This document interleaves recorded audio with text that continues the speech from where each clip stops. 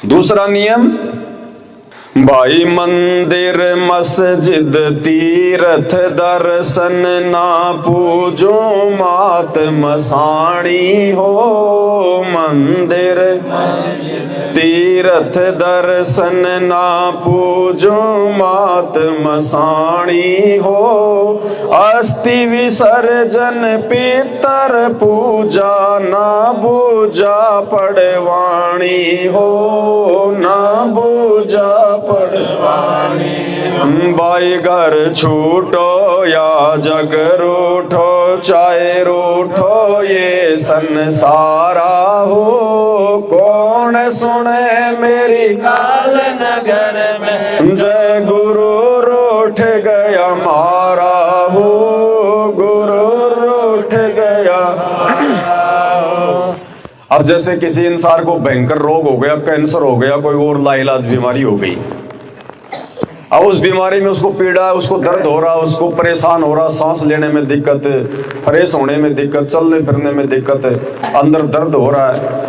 अब ठीक है, उसके बेटा बेटी हैं तो बेचारे सेवाएं कर सकते हैं, खाना खिला सकते हैं, नहला सकते हैं, लेकिन शरीर की जो पीड़ा है वो बेटा बेटी तो नहीं बंटवा सकते ना। वो कौन बांटने वाला है, कौन हल्का करने वाला है। अब डॉक्टर ने भी अपना पूरा प्रयास कर दिया, डॉक्टर इंजेक्शन लगा देगा, ऑपरेशन कर देगा, गोली दवाई दे देगा, इससे ज्यादा तो डॉक्टर भी कुछ नहीं कर सकता। तो अंदर की जो पीड़ा है वो किस कारण से है? वो हमारे पाप कर्मों के कारण है, हमारे कुकर्मों के कारण है, भगवान की भक्ति ना करने के कारण है, गंदी सोच के कारण है। अब वो कर्मों की पीड़ा है। डॉक्टर तो केवल शरीर का रोग ठीक कर सकता है, लेकिन कर्मों का रोग डॉक्टर ठीक नहीं कर सकता। वो तो संत करेगा, परमात्मा करेगा, साधु करेगा। डॉक्टर को भी पीड़ा हो जाती है, ऐसी बात नहीं, डॉक्टरों को भी रोग हो जाते हैं, डॉक्टरों को भी पीड़ा हो जाती है, उनका भी रोग शांत नहीं हो पाता, इलाज नहीं हो पाता। वो भी फिर धाड़ मार मार के भगवान को याद करते हैं, हे परमात्मा, हे परमात्मा, हे परमात्मा। तो ये कर्मों के रोग हैं भाई वर्तमान में, इस कलयुग में। अब ये उभर के सामने आएंगे। आज से पहले तो हमारी भक्ति थोड़ी बहुत शेष थी, बैटरी चार्ज थी हमारे जो पुण्य कर्मों की, अब नहीं है। अब पाप कर्म, अब कहते हैं पाप का घड़ा जो है वो भर गया। तो जितने पुण्य हमारे पास में थे, हमने मानव जन्म ले लेके पहले के युगों में अपने खर्च कर लिए। अब बच गए पाप कर्म। अब पाप कर्म काटने के लिए हमारे पास में पुण्य शेष है नहीं, और ये पाप कर्म और किसी साधना से ये कटते नहीं। अब इनको काट सकता है भगवान परमात्मा खुद, जो संत रूप में आता है। अब उसके सत्संग में सुने नहीं, उसकी शरण में हम जाए नहीं, उसकी बात हम माने नहीं, इसलिए आदमी भुगत के मरता है, कीड़े पर के मरता है, कैंसर से रो के मरता है, एक्सीडेंट में मरता है, गरीबी में मरता है, निर्धनता में मरता है, भूख से मरता है। तो परमात्मा कहते हैं दूसरा नियम क्या है फिर? मंदिर मस्जिद तीर्थ दर्शन ना पूजू मात मसाणी हो। क्योंकि भक्ति का आधार होता है शास्त्र, नहीं तो शास्त्रों की क्या जरूरत थी? इतने मोटे मोटे वेद गीता जी लिखने की क्या जरूरत थी? कोई बच्चों को कोई मनाने के लिए थोड़ी लिखे हैं ये। इनमें हमारी भक्ति का विधान है, और शास्त्रों के अनुसार यदि हम भक्ति करेंगे तो हमें उस भक्ति का पूर्ण लाभ मिलेगा। बाकी किसी के कहने से भक्ति नहीं बनती, ना भक्ति चलती। कि गांव में आ गए, पंडित जी आ गए, दादाजी आ गए, कोई और जोगी फोगी आ गया, उसने तो जो मर्जी हमें बता दिया, ये गेहूं के दाने ले ले, वहां रख ले, ये यहाँ पे ताबीज बांध ले, ये गले में पहन ले, डोरा पहन ले, वहां जाया। इससे नहीं होता। जैसे किसी का कोर्ट में कोई मुकदमा चल रहा है, अब वहां पे जज भी बैठा हुआ है, दोनों वकील भी खड़े हैं और दोनों जो है मुजरिम भी खड़े हैं। अब वकील तो झूठ सांच बोल के जैसा तैसा करके, उन्होंने तो फीस ले रखी है, वो तो अपने आदमी को बचाने का प्रयास करेंगे। वो कहेगा साहब इसके ऊपर ये धारा नहीं लगती, साहब नहीं साहब इसके ऊपर ये धारा नहीं लगती, साहब इसने किया, नहीं साहब इसने किया है। अब वो जज उन वकीलों की बात को सुन के फैसला नहीं देगा। जज तो पैसा लेके बैठे हैं, वो तो अपने अपने आदमी को बचाएंगे, चाहे झूठ बोलना पड़े, चाहे जो मर्जी करना पड़े। जज क्या करेगा? जज उठाएगा कानून की किताब कि इस व्यक्ति ने जो कुकर्म किया है उसकी क्या सजा बनती है, कौन सी धारा लगेगी। और जज वो कानून की किताब संविधान को उठाएगा जिसमें सारी धाराएं लिखी हुई है, और उसके आधार से वो व्यक्ति फिर निर्णय करेगा, जज, कि इसने चोरी करी है तो इसके ऊपर क्या मुकदमा होना चाहिए और इसको कितने साल की जेल होनी चाहिए। तो इसी प्रकार भक्ति क्या है, भगवान क्या है, हमारा मोक्ष कैसे होगा, ये जीवन भी हमारा सुखी कैसे होगा, मरने के बाद हम 84 में जाने से जो है वो कैसे बचेंगे, इसका जो निर्णय है वो कोई जो है पंडित या मुल्ला या काजी या कोई बाबा जी नहीं करेगा। उसका जो निर्णय है वो करेंगे भक्ति का संविधान, भक्ति का विधान, और भक्ति का विधान है चारों वेद और जो गीता जी। अब चारों ओर गीता जी को जानने वाला कोई तत्वदर्शी संत यदि हमारे को मिल जाए, फिर उसके बताए अनुसार यदि हम साधना करेंगे तो हमारा आत्म कल्याण होगा, हमारा ये जीवन भी सुखी और हमारा आगे का जीवन भी सुखी। तो आज आप और हमारा ये परम सौभाग्य है कि वो शास्त्रों का ज्ञाता, वो तत्वदर्शी संत धरती पर आ चुका है और हम उनकी शरण में आ चुके हैं और हमें उनका ज्ञान समझ में आ रहा है। सबसे बड़ी बात है, लोगों को तो उनके नाम से नफरत है, लोगों को उनकी आवाज से नफरत है, और आप और हमारे पुण्य कि भगवान ने हमें अपनी शरण में ले लिया। इसलिए उनका दूसरा नियम क्या है कि भगवान ना तो कोई मंदिर में बैठा, ना कोई मस्जिद में बैठा, ना चर्च में, ना गुरुद्वारे में। अच्छा, मंदिर मस्जिद चर्च गुरुद्वारे क्या बताए गुरुदेव ने, जैसे हमारा मकान ईंट पत्थर चूना मिट्टी से बना हुआ, वो भी ईंट पत्थर चूना मिट्टी से बने हुए हैं। अब भगवान अगर मंदिर में आ सकता है तो क्या हमारे घर पे नहीं आ सकता भगवान? भगवान को लूला लंगड़ा थोड़ी है, भगवान को लोभी लालची थोड़ी है जो उसको खिला पिला के तुम वहीं बैठा लोगे। भगवान तो भक्ति का भूखा, वो तो भाव का भूखा, आपकी श्रद्धा का भूखा है। अगर मंदिर में भगवान रह सकता है तो हमारे घर में क्यों नहीं आ सकता?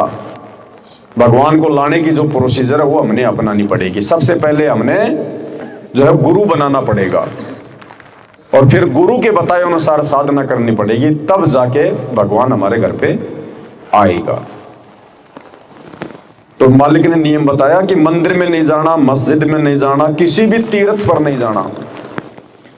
ये तीर्थों की सारी कहानियां हमारे शास्त्रों में लिखी हुई है, लेकिन हमारे जो पूर्वज थे बेचारे वो अनपढ़ थे, पढ़े लिखे नहीं थे, और शास्त्रों को पढ़ाए इन पंडितों ने, धर्म गुरुओं ने, इन्होंने जैसा हमें बताया वैसा हमने मान लिया, क्योंकि हमारे पास कोई ऑप्शन भी नहीं था, हम पढ़े लिखे भी नहीं थे।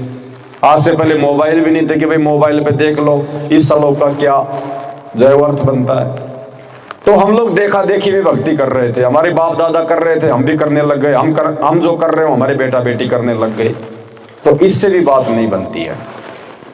इसलिए हमने किसी भी तीर्थ पर नहीं जाना है, वहां पे धक्के खाने से भगवान नहीं मिलेगा, उल्टे हमारे पाप कर्म बढ़ेंगे। घर से निकल के हम तीर्थ पे जाएंगे, 2 दिन लगे 3 दिन लगे, चाहे बस से जाएं चाहे पैदल जाएं, हम कितने जीव मार देंगे। हम तो तीर्थ पे जा रहे हैं और परमात्मा कहते हैं उधर से कोई चींटी अपने बच्चों के लिए भोजन लेने निकले, तूने उसको पैर तले मार दिया, वो परिवार बर्बाद हो गया, वो आत्मा मर गई। और गीता जी में कहा कि जो जैसा जो कर्म करेगा वैसा ही उसको फल मिलेगा। तो तीर्थ पे जाने का मान लो हमारे को 1 लाभ मिलेगा, मान लो तीर्थ पे जाने का हमारे को 1 लाभ मिल गया, और पाप कर दिया हमने, अरबों खरबों आने जाने में हमने जो करोड़ों जीव मार दिए। अब बताओ, एक पुण्य और पाप कितने कमा लिए? करोड़ों। इसलिए हम लोग 84 के चक्कर में फंसे रहते हैं, क्योंकि हमारे पाप कर्म ज्यादा होते हैं और पुण्य होते हैं थोड़े। अब जब हम पूर्ण सतगुरु की शरण में आ जाएंगे, ज्ञान समझ कर जब उनकी यथार्थ भक्ति करेंगे, तो उसके बाद फिर हमारे को वास्तविक लाभ मिलना शुरू हो जाएगा। अब जैसे आदमी एक तो अपने हाथ से गोली को फेंके और एक आदमी जो है उस गोली को बंदूक में डाल के फेंके, तो सही काम कैसे होगा? गोली अपना सही काम जो है मतलब हाथ से करेगी या फिर बंदूक से करेगी? भाई बंदूक से वो लंबी भी जाएगी, वो निशाने पे भी लगेगी, और हाथ से आदमी फेंकेगा ना वो लंबी जाएगी ना वो निशाने पे। तो इसी प्रकार जब हम अपना जो है गुरु बना के भक्ति करेंगे, उसके बाद हमें भक्ति का सही लाभ मिलेगा, यथार्थ लाभ मिलेगा, पूरा लाभ मिलेगा। अब मालिक कहते हैं जैसे हम कोई पेड़ काटते हैं, अब पेड़ हम कोई लकड़ी की कुल्हाड़ी से काटेंगे तो कटेगा या फिर लोहे की कुल्हाड़ी से काटेंगे तो कटेगा? लकड़ी की कुल्हाड़ी से चाहे 20 साल उस पेड़ को काटते रहो वो नहीं कटेगा, उल्टे तुम्हारे हाथ और हो जाएंगे खराब। और लोहे की जो कुल्हाड़ी होती है पेन्नी, उससे काटो देखो 20 मिनट में पेड़ काट देंगे। तो सही भक्ति करेंगे, शास्त्रों के अनुसार करेंगे तो उसका लाभ भी हमारे को तुरंत मिलेगा। तो हमने किसी भी मंदिर में, मस्जिद में ये सोचकर नहीं जाना कि भाई वहां भगवान बैठा है, वहां जाने से लाभ मिलेगा। बाकी चाहे मंदिर की चाहे छत पे जाके सो, उसमें दोष नहीं है, लेकिन ये सोच के नहीं जाना कि वहां भगवान है, वहां परमात्मा बैठा है, मुझे लाभ मिलेगा, मेरा फायदा हो जाएगा। अगर मंदिर मस्जिद से अगर लाभ लेना है तो फिर सतगुरु अपनी तरफ से फिर लाभ नहीं देगा। मंदिर मस्जिद तीर्थ दर्शन ना पूजू मात मसाणी हो। कोई भी देवी देवता की हमने पूजा नहीं करनी, केवल अपने सतगुरु की। यानी जैसा हमें गुरुजी ने बता दिया, फिर आंख बंद करके गुरुजी की बात पे यकीन करना पड़ेगा।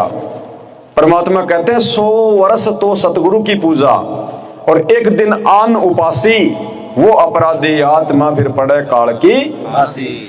यानी 100 साल तो आप वो करो जैसा आपको आपके गुरुजी ने बताया, और एक दिन यदि आपने भूल कर भी अपनी तरफ से या किसी और के कहने से अगर कोई मनमुखी कोई पूजा पाठ कोई जंत्र मंत्र अगर आपने कर लिया, तो वो गुरुजी की 100 साल की साधना एक दिन में नष्ट हो जाएगी।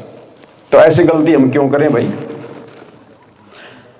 मंदिर मस्जिद तीर्थ दर्शन ना पूजू मात मसाणी हो, क्योंकि गांव में सबसे ज्यादा समस्या आती है। शहरों में तो आदमी अपना अलग मकान ले लेता है, पड़ोसी को भी लेना देना नहीं है, क्या खा रहा है क्या पूज रहा है किसी को कोई मतलब नहीं है।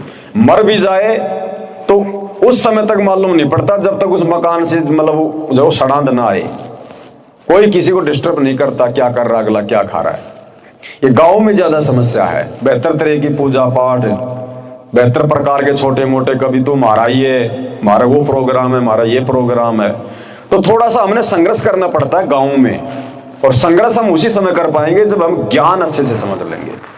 अगर ज्ञान समझ में आ गया और आदमी को अगर अपने आत्म कल्याण का चस्का लग गया कि मन तो भाई मेरा बेड़ा पार करवाना है, नहीं तो अगला जन्म यो गधा कुत्ता सुअर बन के यही मैं गलियों में नंगा होके फिरूंगा। अच्छा, गांव में जो गधे कुत्ते सुअर बैल ऊंट होते हैं वो कौन है? वो हमारे बाप दादे परदादे। मालिक कहते हैं जहां आशा तहां बासा होई, मन कर्म वचन सुमरियो सोई। मरते समय आदमी की जहां पे उसकी इच्छा होती है वही उसका दोबारा से उसका जन्म हो जाता है। अब आदमी को जब तक ये ज्ञान नहीं होगा संत रामपाल जी भगवान वाला, शास्त्रों वाला, तब तक पूरी जिंदगी वो उन्हीं बाल बच्चों में, मोह ममता में, पोता पोतियों के चक्कर में, जमीन बनाने के चक्कर में, अब वो अंत समय में भी उसको वही चीजें याद आएंगी। अब गुरुदेव कहते हैं दिन में अगर कोई केला बेचा है कि ले ले 10 के 4, ले ले 10 के 4, तो रात को सपने में भी क्या बोलेगा? ले ले 10 के 4, ले ले 10 के 4। तो इसी प्रकार पूरा जीवन हम जो सोचेंगे, जो करेंगे, जब हमारा अंत समय आएगा, मौत का खाट में पड़े होंगे, उस समय हमारे को वही चीजें दिखाई देंगी। और मैंने तो बड़ी मुश्किल से ये 20 बीघा जमीन बनाई है, कहीं छोरे इसको बर्बाद ना कर दे। अरे मेरे जाने के बाद में छोरे काम ना बिगाड़ दे मेरा। अरे ये कैसे करेंगे, इनको तो दुनिया खा जाएगी, तो बड़े भोले मेरे बच्चे। अब वो मरते समय वही चीजें घूमेंगे दिमाग में, और फिर उसी घरों के आसपास 1 साल बाद जब कुतिया बच्चे देगी तो उनमें एक वो भी होगा। अब वो बेटा बेटी उसको घर में भी नहीं घुसने देंगे, वो भूखा मरता काऊ काऊ करेगा तो एक टूक फेंकेंगे, साथ में मिट्टी और खाएगा, और अंदर घुस गया तो मारेंगे लठ खींच के अपने बाप को। और क्या पता वो बाप जो मतलब बैल बन के आ गया, उसी घर की गाय से जन्म ले लिया। अब वो बेटा उसको खेत में हल में जोतेगा अपने बाप को या अपने दादा को, और नहीं चलेगा पीछे से मारेगा तड़ाक और मुंह के बांध देगा छीका के कहीं मतलब गेहूं गाँव ना खा जाए, कोई फसल ना खा जाए। टाइम पे खाना खिलाएगा, टाइम पे पानी पिलाएगा, फिर वो 56 भोग नहीं मिलेंगे, 3 टाइम की चाय नहीं आएगी, फिर वो थर्मस में बंद होके आज तो खीर बना ले, आज हलवा बना ले, फिर नहीं मौज बनेगी। तो परमात्मा कहते हैं भैया अगर सच्ची भक्ति करोगे, सतगुरु के नियम में चलोगे, अपना तन मन धन सब अपने गुरु जी को समर्पित कर दोगे, यारी दोस्ती, कोई रिश्तेदार, कोई समाज की आड़ोस पड़ोस की सब बातों को भूल जाओ कि भैया बतेरे दिन तुम्हारे साथ रह के मैंने तो मेरा जीवन जो है वो बर्बाद कर दिया। लड़ाई झगड़ा नहीं करना, मन मुटाव नहीं करना हमने किसी से, कि हमने किसी की कोई निंदा चुगली ओछी मंदी बात नहीं करनी। भाई मेरे ज्ञान समझ में आ गया, मन ने मेरी भक्ति करनी है, बाकी मेरे से तेरी कोई दुश्मनी नहीं है। तन्ना हुक्का पीना पी भाई, मुझे कोई ऑब्जेक्शन नहीं है। मैं दूध पीऊंगा, मेरा शरीर बनेगा, तू जहर खाएगा तो तू मरेगा, मुझे क्या लेना देना। कबीरा तेरी झोपड़ी और गलकटियन के पास, जो करेगा सो भरेगा, तू क्यों भैया उदास। लेकिन अब हमने अपने वो जो बूढ़े बूढ़े यार दोस्त हैं, कोई रिश्तेदार आ जाए, अब हमने उनको बीड़ी नहीं पकड़ना, नहीं हुक्का नहीं देना उनको भर के, बिल्कुल भी लोकलाज नहीं करनी है। तुरंत हाथ जोड़ के मना कर दो उनको, समझी जी मैंने तो नाम ले लिया और बहुत अच्छा होगा, तुम भी ले लो, जीवन सफल हो जाएगा, नहीं तो दुर्गति हो जाएगी। यहाँ पे बहुत अच्छा ज्ञान है, समझे तो अच्छी बात है, नहीं समझे तो जब वो हमारी बात नहीं मान रहा, जिसको हम बहुत अच्छी बात बता रहे हैं, तो हम उसकी उल्टी बात में फिर हम क्यों दबाव में आए। बिल्कुल दबाव में नहीं आएंगे, क्योंकि वो रिश्तेदार हमारा भला नहीं करेगा। कल को जब कोई भुखमरी आ गई, शरीर में कोई बीमारी हो गई, तो रिश्तेदार नहीं मिटाएगा, वो परमात्मा साथ देगा जो सबका साथी है। वो बाटी पकड़ा भया और जागी जी आजून, सब गाँव को देत है वो चौथ समाना, जो तीनों लोकों में प्रवेश करके सबका भरण पोषण कर रहा है, जो चींटी को कण और हाथी को जो मन भर खिला रहा है, वो अपने बच्चे का साथी है। और वो ऐसा सुख देगा बुढ़ापे में, चाहे किसी की औलाद नहीं है, अगर उसकी औलाद भी होती, वो औलाद भी उसको इतना सुख नहीं दे सकती, बुढ़ापे में इतनी सेवा नहीं कर सकती जिस बे औलादे व्यक्ति का परमात्मा उसके बुढ़ापे में उसकी सेवा करवा देगा। और भक्ति मार्ग में तो भगवान ने बताया कि जिसके बेटा बेटी नहीं है, वो तो संसार की सबसे अच्छी आत्मा है, उसका तो कोई लेन देन ही नहीं है। अब बेटा है तो बेटा तो ठीक है, भक्ति में लग गया, सारे काम हो गए, लेकिन फिर बेटे की शादी, फिर उसके पोता पोती, फिर वो दादा उनकी चिंता में लग जाएगा। अब उस जैसे संस्कार वैसा जीव को भुगतना पड़ेगा, कभी पोता बीमार, कभी पोती बीमार, कभी उनके खाने खर्चे की चिंता, कभी उनकी पेंशन की चिंता, कभी उनके स्कूल जाने की चिंता, 100 प्रकार की टेंशन। किसी कारण से कोई मर गया तो फिर मोह ममता तो रहेगी, चाहे कुछ भी हो जाए, यानी उस आदमी को टेंशन रहेगी, भले वो भक्ति भी कर रहा है। इसलिए परमात्मा कहते हैं कि जिसका बेटा बेटी नहीं है, वो तो बिल्कुल इतनी अच्छी आत्मा है भगवान की, उसके तो मोक्ष में, अगर भक्ति पे वो लग गया और आजीवन मर्यादा में रहा, उसका तो मोक्ष में कोई रोड़ाई नहीं है। अब समाज की दृष्टि से तो कर देंगे तो बांझ है, इसके बेटा बेटी को नहीं। हमने समाज को तो नहीं देखना, इस मार्ग में आने के बाद हमने अपने भगवान को देखना है। तो मालिक कहते हैं, मंदिर मस्जिद तीर्थ दर्शन ना पूजू मात मसाणी हो, कुछ भी कोई पूजा पाठ नहीं करनी, कोई तीज त्योहार नहीं मनाना, सहयोग भी नहीं करना। हमने काहे का त्योहार मनाए, कितना समझा दिया भगवान ने। आज तुम होली मना रहे हो, नाच रहे हो, गा रहे हो, शराब पी रहे हो, एक दूसरे को लाल पीला कर रहे हो, और शाम को समाचार आया कि तेरा छोरा एक्सीडेंट हो गया, अब मना के दिखाओ होली। अब वो होली माता उसको जीवा देगी क्या? वो होली माता अगर इतनी सक्षम होती तो उसका एक्सीडेंट ही ना होने देती क्या? होली माता को नहीं पता था? वो होली माता तो खुद जो है बल्कि जल के मरी, और अब होली माता से जो है उसको राजी करने में लगे हुए हैं। क्या मिलेगा? अरे राजी उसको करो, उसको करो जो सबका पालन पोषण करता है, परमात्मा जो अंतर्यामी है, जो हर सुख दुख में सबका साथी है, उनको करना हमने खुश। मंदिर मस्जिद तीर्थ दर्शन ना पूजू मात मसाणी हो, अस्थि विसर्जन और पितर पूजा। मरने के बाद में हमने हड्डियां वड्डियां अस्थि अस्थि कहीं नहीं जाना, गंगा जी फंगा जी में बो दिया गया में, कुछ नहीं करना। शरीर छूट गया, जो आत्मा थी वो निकल गई, अब आत्मा अपना हिसाब किताब देगी ऊपर। वो शरीर जो छोड़ दिया वो तो मिट्टी है, उसको चाहे गाड़ो, चाहे जलाओ, चाहे फेंको, चाहे जो मर्जी करो, वो तो मिट्टी है। 2 घंटे बाद वो तो बदबू मारना शुरू कर देगी। तो हमने उन परंपराओं के पीछे नहीं चलना जो फालतू में दुनिया उनका निर्वाह कर रही है। अब परमात्मा ने बताया कि पहले मरने के बाद में उसकी जो अस्थियां होती थी गंगा जी में, वो क्यों फेंकी जाती थी? क्योंकि भक्ति तो कोई करता नहीं था, सब यही अपनी जो समाज की साधनाएं हैं, देखा देखी, देवी देवता, मात मसाणी, छोटी माता, बड़ी माता, भैरू फलाना दिखना, या कोई तो भक्ति नहीं करता था, बस ऐसे चल रहा, मंगलवार को थोड़ा 100 रुपए का प्रसाद बांट दिया, उसी में अब बहुत बड़ा जो की भगत बन जाता था। तो मरने के बाद में तो परमात्मा का विधान लागू हो जाता है। गीता जी अध्याय नंबर 9 श्लोक नंबर 25 कि जो देवताओं को पूजते हैं वो देवताओं के जाके नौकर लगते हैं, उनकी नौकरी करते हैं, उनके चपड़ासी बनते हैं। जो भूतों को पूजते हैं वो भूत बनते हैं। भूत पूजना मतलब अब हमारे जो पूर्वज जो मर गए, दादा परदादा उनके श्राद्ध निकालना, वो होता है मतलब भूत पूजना। अब अगर हम भूत पूजेंगे तो जहां पे वो पितृलोक में हमारे दादा परदादा बैठे हैं हम वहां पहुंच जाएंगे। जो पितरों को पूजेंगे वो पितर बनेंगे। तो बताओ अब मरने के बाद में क्या होगा, उसका मोक्ष तो हो नहीं सकता। अब वो भूत बन गया, वो पितर बन गया, और वहां से अपना हिसाब किताब पूरा करवा के फिर उसकी आस्था तो यही रहती है बिना ज्ञान के, क्योंकि ये संत रामपाल जी वाला ज्ञान तो है नहीं जो आस्था को हटा दे।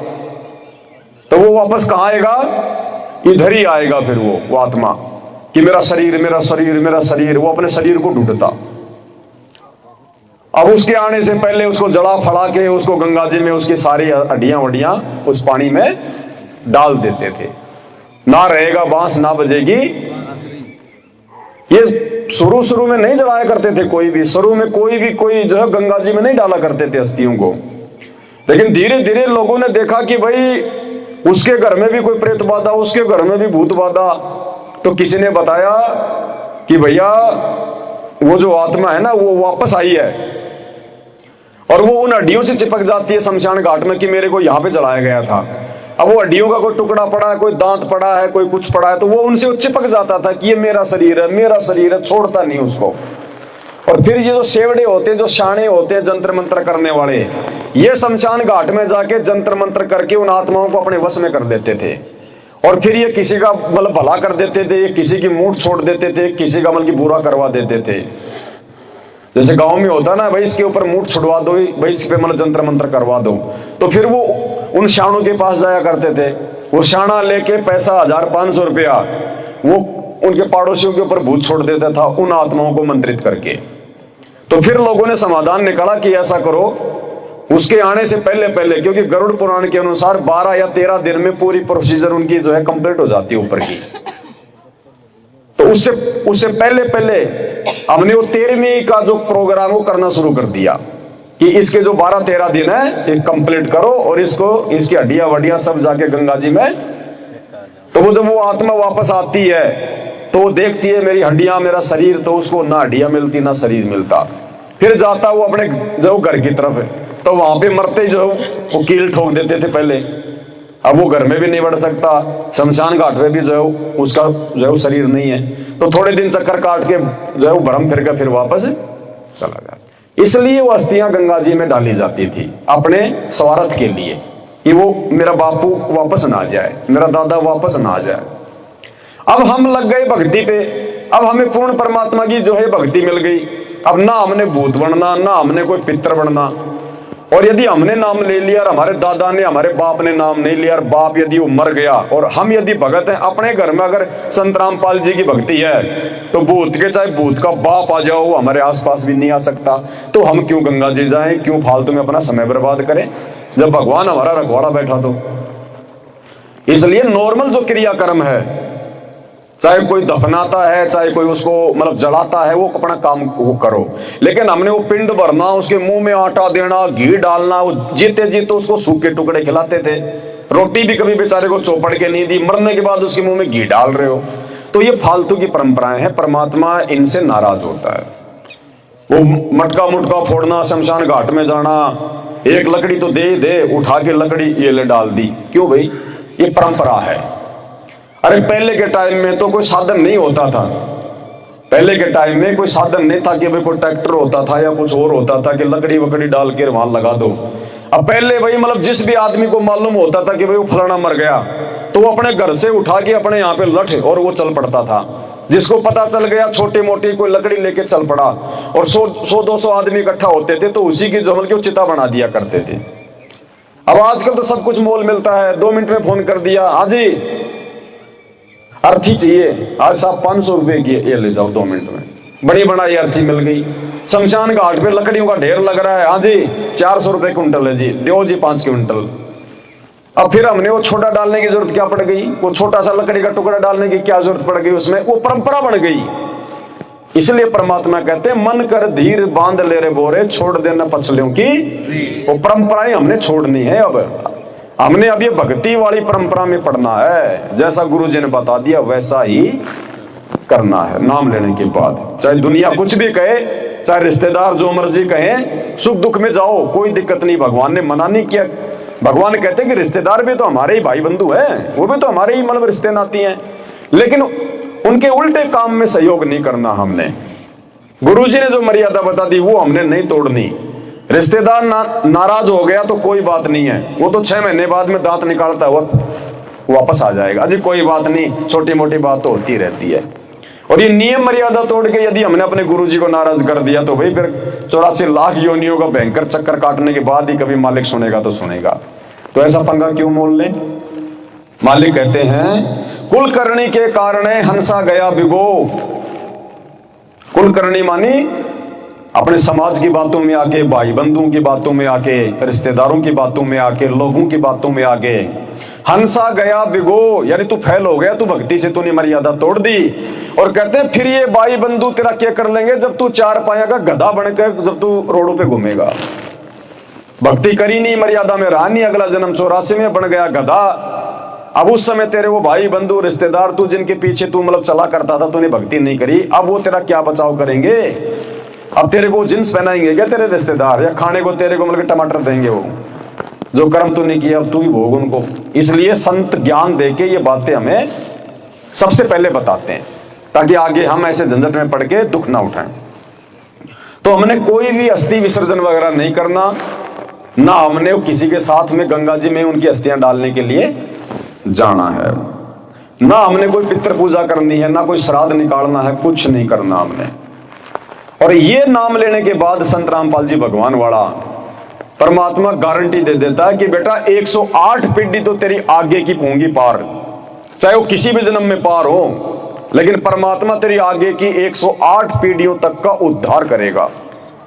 और 7 पीढ़ी तेरे पीछे तक की, जो तेरे दादा परदादा तेरे सड़दादा जो मर गए, भले वो चाहे भूत बन रहे हैं, चाहे वो पितर बन रहे हैं, चाहे कोई वो गधा बन के घूम रहा है, अगर किसी व्यक्ति ने संत रामपाल जी भगवान का नाम ले लिया तो उसकी पीछे की 7 पीढ़ियों की, उसके जो बाप दादा दादी परदादे, उनको परमात्मा चाहे वो कहीं भी भटक रहे हैं गधा कुत्ता बन के, तुरंत उनको जो है मतलब मनुष्य जन्म देगा और किसी भगत के घर में देगा, और वो भी अपनी भक्ति पे।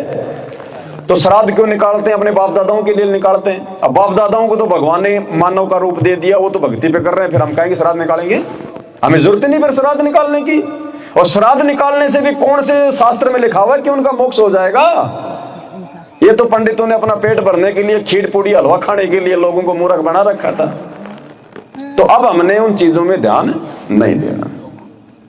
अस्थि विसर्जन पितृ पूजा ना पूजा पड़वाणी हो। ये पूजा वाजा निकालते हैं गांव में, किसी का आदमी मर जाता है उसमें आदमी आने लग जाता है, वो तो भूत बन के आ गया उसके अंदर। तो हमने किसी से कोई पूजा बाजा नहीं पड़वानी, ये हाथ वात नहीं दिखाने कि मेरा समय कैसा आ रहा है, मेरे आगे कोई संकट है, दुख है, मेरे पास में पैसा कब आएगा। नहीं, सतगुरु की शरण में आ गए, अब बल्ले बल्ले होगी अगर मर्यादा में रह के भक्ति करेंगे तो। कोई पूजा बाजा नहीं पड़वानी, ना किसी के साथ में भी नहीं जाना हमने। जो हमारे भाग्य में लिखा हुआ है वो परमात्मा देगा, उससे भी ज्यादा देगा। कहते हैं मासा घटे ना और तिल बदे विधाता लिखे जो लेख, और सच्चा सतगुरु मेट कर ऊपर मार दे। जब सतगुरु की शरण में आ जाएंगे तो इन हाथों में चाहे जो मर्जी लिखाओ, भगवान उनको काट पीट के अपने बच्चे का नया हाथ लिख देगा। तो बताओ फिर क्यों फालतू में हम दुनियादारी के चक्कर में पड़े। इसलिए कहते हैं अस्थि विसर्जन पुत्र पूजा ना पूजा पड़े वाणी हो।